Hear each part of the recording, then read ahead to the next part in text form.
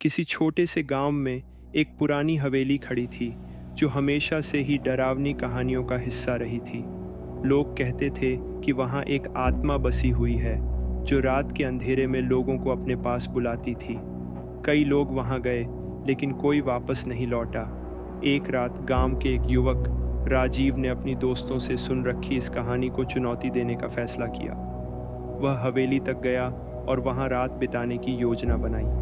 हवेली के भीतर घुसते ही एक अजीब सी ठंडक महसूस हुई, जैसे हवा में कुछ भारी हो।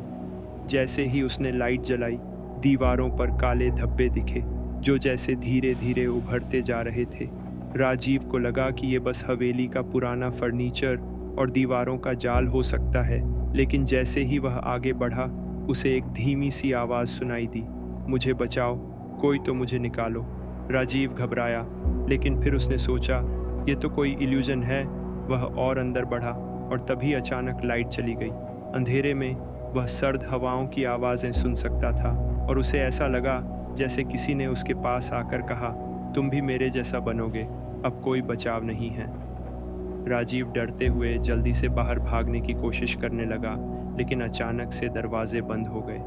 उसने घबराकर खिड़की की ओर देखा, लेकिन वह भी बंद थी।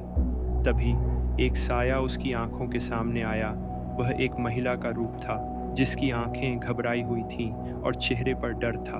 उसने कहा, तुमने मेरी आवाज़ सुनी, अब तुम भी यहाँ रहोगे।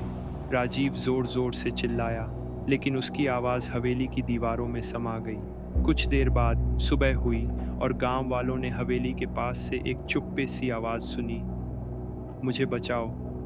गांव वाले हवेली में गए, लेकिन राजीव का कहीं कोई निशान नहीं था।